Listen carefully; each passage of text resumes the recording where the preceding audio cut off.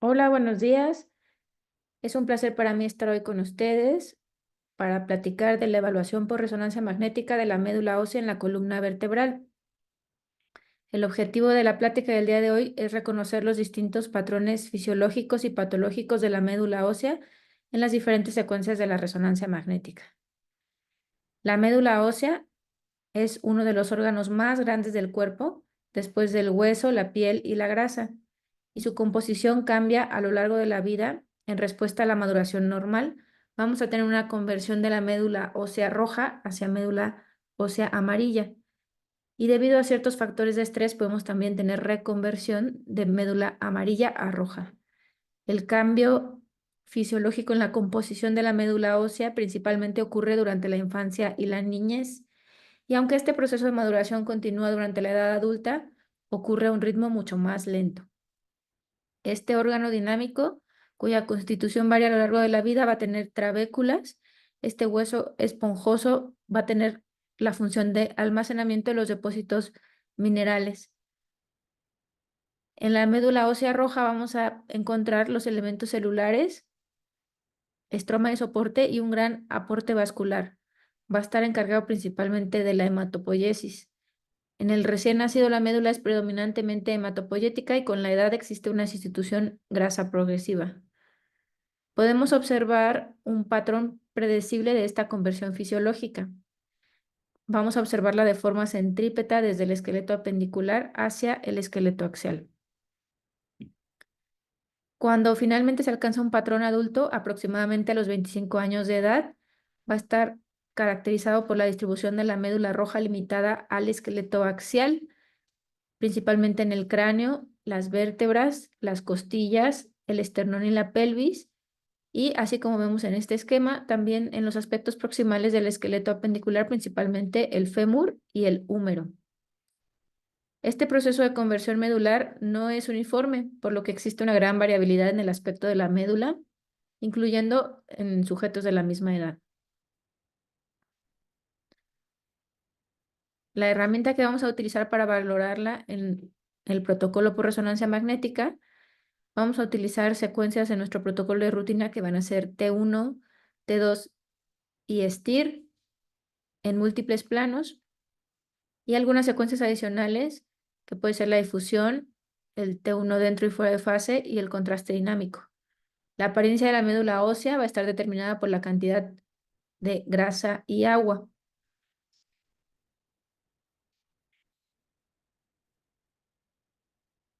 En estos esquemas podemos ver representado el comportamiento de la señal de los diferentes tejidos en las distintas secuencias.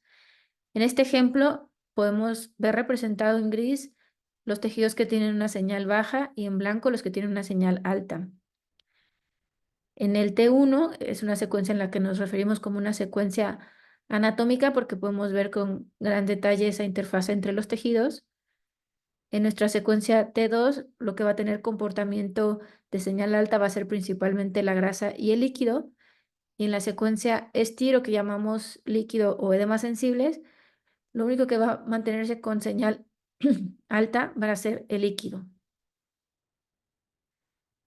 En estas imágenes en T1 podemos ver la maduración del cuerpo vertebral y la conversión de la médula durante el desarrollo temprano, desde el día 1 hasta los 10 años.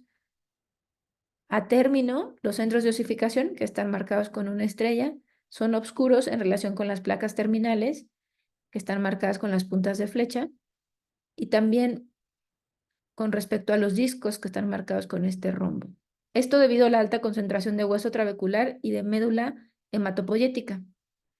A los 2 años de edad, los centros de osificación han aumentado de tamaño y el cartílago circundante se adelgaza. Esta conversión de la médula del cuerpo vertebral es un proceso continuo que comienza poco después del nacimiento.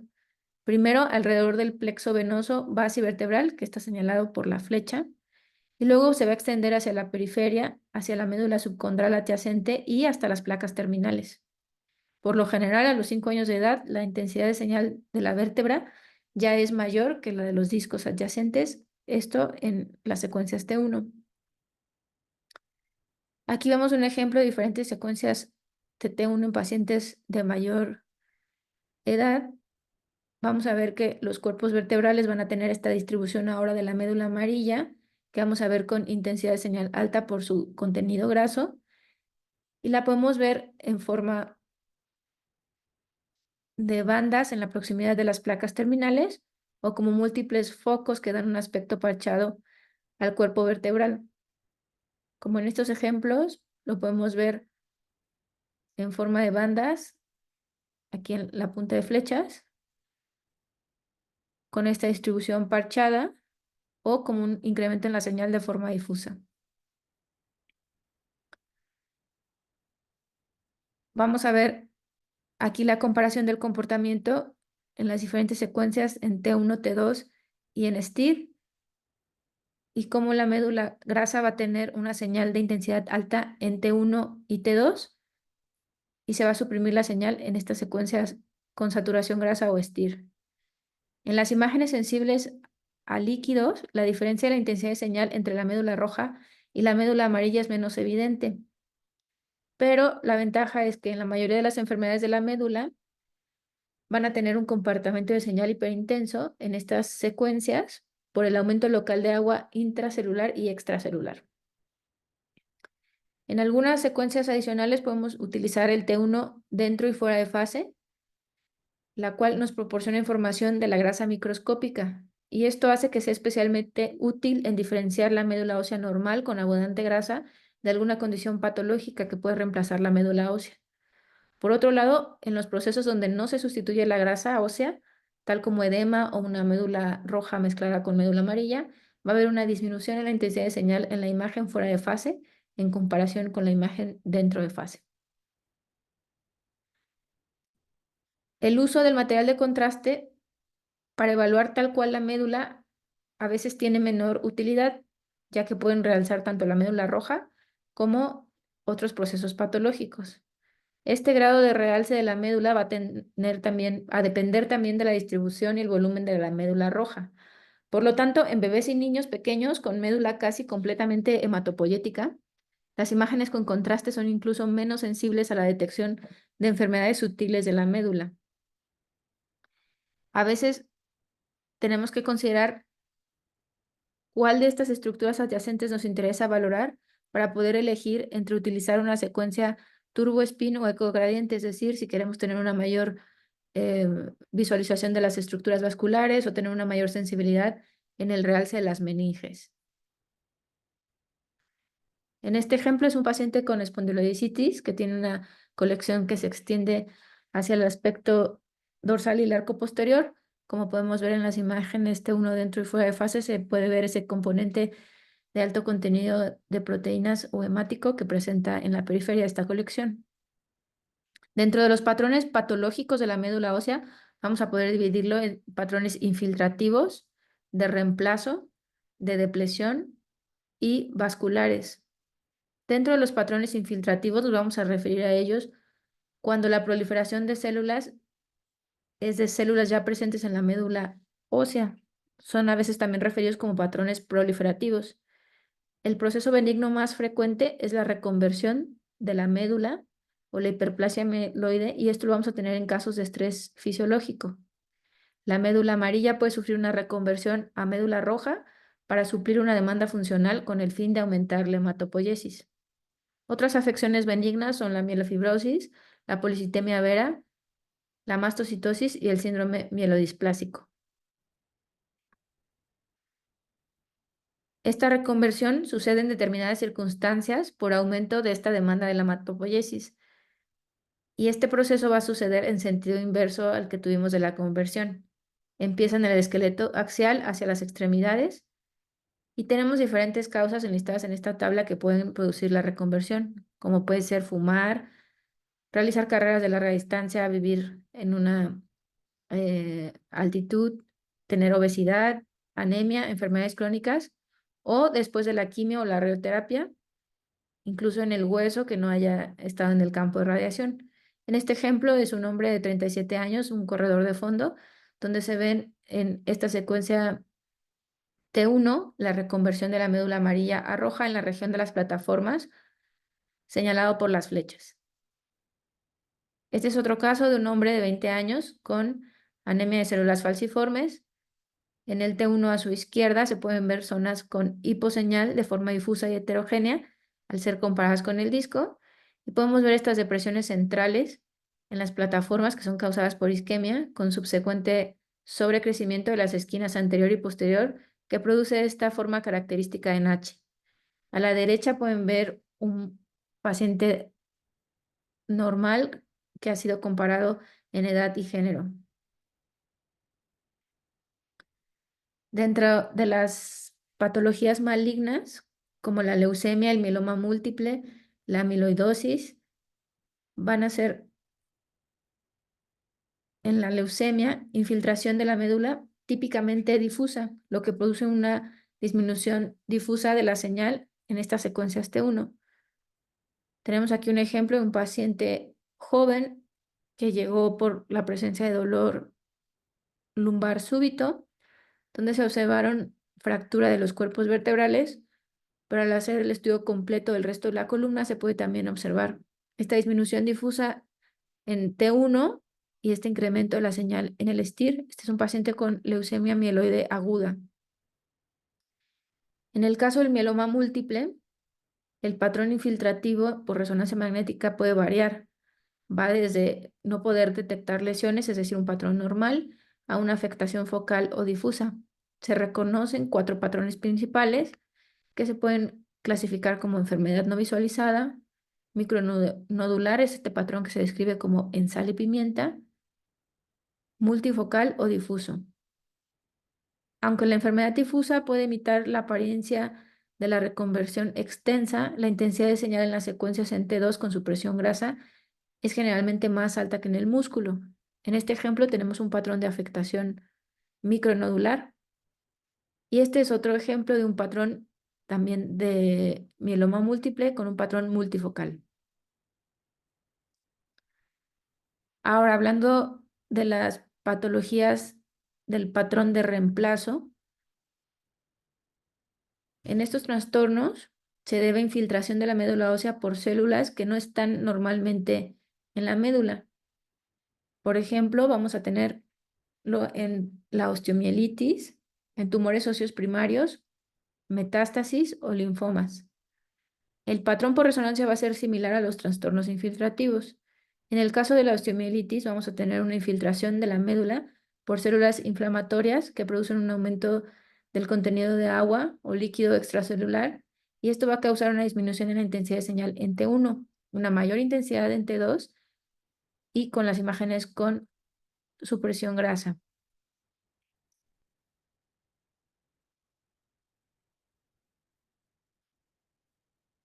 Este es un ejemplo de un paciente con linfoma folicular, donde vemos esta disminución de la señal en T1 en las vértebras afectadas y un comportamiento de realce postcontraste.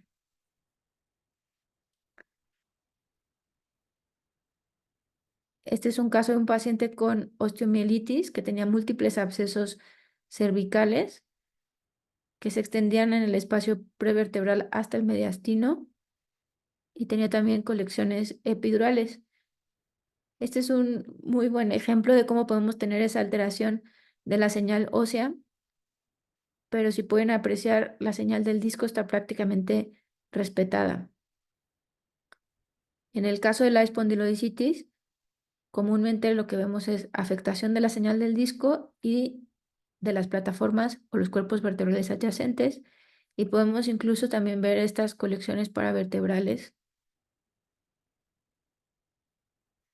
Este es otro paciente en el que tiene una extensa afectación de osteomielitis crónica con colecciones también epidurales, y si lo comparamos con la imagen en tomografía vemos toda esta destrucción ósea y esclerosis. Tenemos que tener en cuenta también que podemos encontrar algunas patologías imitadoras de infección. Cuando los hallazgos de infección son típicos, pueden ser fáciles de interpretar, especialmente cuando los hallazgos clínicos y de laboratorio concuerdan. Pero también podemos encontrar, por ejemplo, cambios MODIC tipo 1, que se refiere a la desecación degenerativa del disco, con la plataforma reactiva fibrovascular y edema de la médula ósea, que puede darnos imágenes semejantes al de infección. Vamos a ver algunos ejemplos más adelante, pero también hay que recordar que podemos tener discopatía inducida por cristales, principalmente pirofosfato de calcio y urato monosódico, el síndrome de Safo, que es una enfermedad inflamatoria rara y crónica que afecta el hueso, las articulaciones y la piel. Podemos tener también la artropatía espinal neuropática o de Charcot y la osteodistrofia renal, que nos van a dar patrones simuladores de infección. En cuanto a los cambios MODY tipo 1, podemos recordar brevemente en este esquema que se refiere a la presencia de edema en las plataformas articulares, y vamos a tener casos en donde va a ser difícil diferenciar si es únicamente un proceso degenerativo o hay una infección sobreagregada. Tenemos este otro ejemplo donde también está señalada la alteración en la señal por las flechas, y se ha descrito que la difusión puede ayudarnos a discernir en estos casos. Está publicado este artículo del 2014, donde describen este signo de la garra, que se refiere básicamente a una región de hiperseñal en la secuencia de difusión que van a tener esa distribución lineal, por lo general bien delimitada y viene en pares. Esto va a suceder por que se va a formar ese margen entre el edema y la médula normal. En el artículo original ellos describieron estas cuatro diferentes posibilidades como el ejemplo de un patrón donde el signo de la garra está claramente observado, donde en el ejemplo 2 donde es probable que esté presente, en el 3 donde existe duda y en el 4 francamente negativo. En este tipo de pacientes donde tenemos dudas si el proceso o esta alteración en la señal en las plataformas puede ser degenerativo o de infección, al hacer la imagen por difusión, si tenemos ese signo de la garra positivo, podemos tener mucha confianza en que se trata de un trastorno degenerativo. Al ponerlo en contrapeso con un paciente donde el signo de la garra está ausente, y en este caso se trata de discitis o osteomielitis. Podemos tener también patrones superpuestos, como en el ejemplo de este paciente que tiene talasemia. Recordarán, es una anemia microcítica que se caracteriza por la formación de moléculas de hemoglobina anormales. Lo que vamos a ver en estos pacientes son depósitos anormales de hierro. Generalmente los seguimos por resonancia magnética para evaluar la hemocirrosis hepática y cardíaca. En el caso de este paciente que tenía dolor lumbar crónico, se investigó la posibilidad de tener un proceso sobreinfeccioso agregado, y aunque tenemos las secuencias con contraste, donde se ve sutilmente un realce, pues está parcialmente limitado por toda esta afectación generalizada con baja señal de la médula ósea en todas las secuencias. En este paciente se realizó un estudio de PET-CT donde se ve un incremento anormal del metabolismo, precisamente en esta región que se corresponde con los hallazgos de erosión de las plataformas en la tomografía. Vamos a tener también dentro de estas afectaciones de reemplazo las metástasis óseas. Hay que recordar que la resonancia magnética es el estudio indicado para la caracterización de estas lesiones, porque nos permite la estadificación local y planificación de tratamiento, ya sea médico o quirúrgico. Puede también evaluar la extensión intramedular e invasión de las placas de las fisis adyacentes, de las articulaciones, de los diferentes compartimentos del músculo y de los paquetes neurovasculares.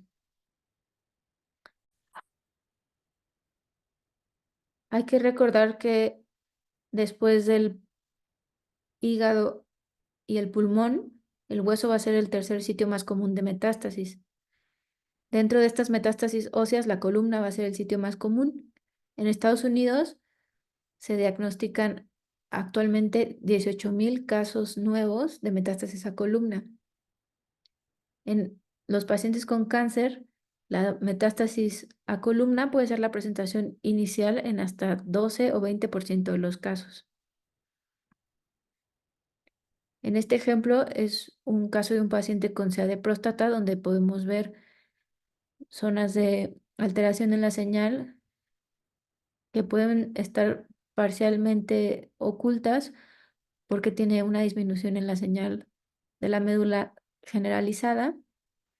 Puede ser también difícil distinguirlas en la secuencia T2, algunas con incremento en la señal, pero en esta secuencia STIR podemos ver cómo tiene todo este patrón heterogéneo, y esto precisamente en el escenario de esa de próstata, recordar que son lesiones escleróticas.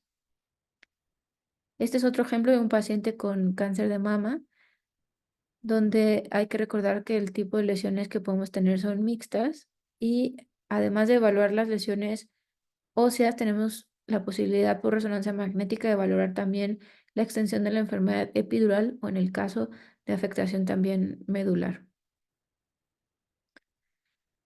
Aquí, solamente como recordatorio de los patrones de distribución de la enfermedad metastásica, recordar que en el cáncer de mama es más común ver estas metástasis a la columna dorsal por el sistema venoso ácigos y el plexo de Watson. Y en el caso del cáncer de próstata, con predilección por la columna lumbosacra, esto debido al drenaje venoso pélvico también a través del plexo de Watson. Vamos a tener también algunas metástasis esclerosas que, como les mencionaba, se van a ver hipointensas de todas las secuencias. En el STIR podemos lograr a veces ver este halo hiperintenso, que va a ser lo que nos va a dar la pauta en este comportamiento de este tipo de lesiones. Dentro de los patrones patológicos de depresión, vamos a tener la anemia plástica y también a consecuencia de la quimioterapia y la radioterapia. Este agotamiento mieloide que se observa va a ser por la pérdida de la médula roja normal, va a ser causada más comúnmente por la quimioterapia, la radioterapia o la anemia plástica, pero en muchos casos la causa es desconocida.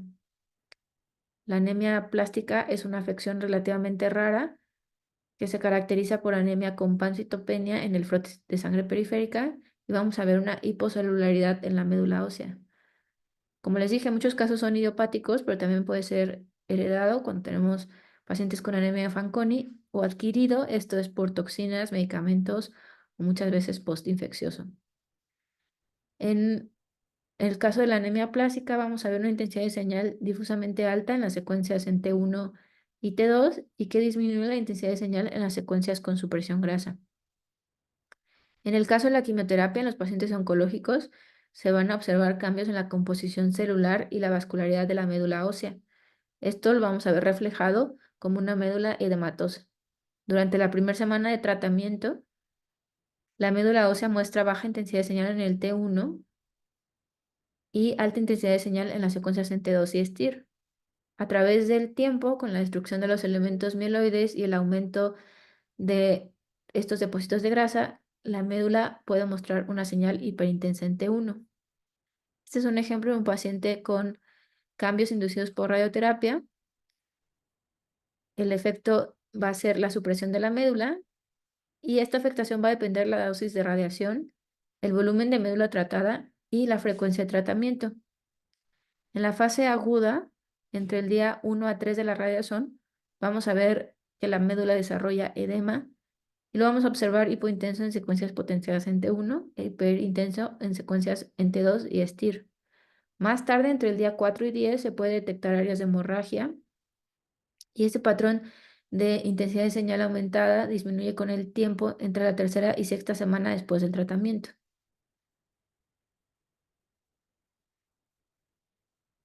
En este otro ejemplo de un paciente que fue tratado por un schwannoma intra y extrarraquídeo, podemos ver estos cambios de intensidad, de incremento en la intensidad de señal, tanto en T2 como T1.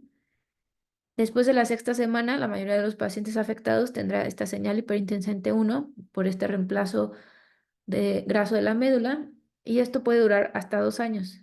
Estos cambios en la médula dependen directamente de la dosis de radiación.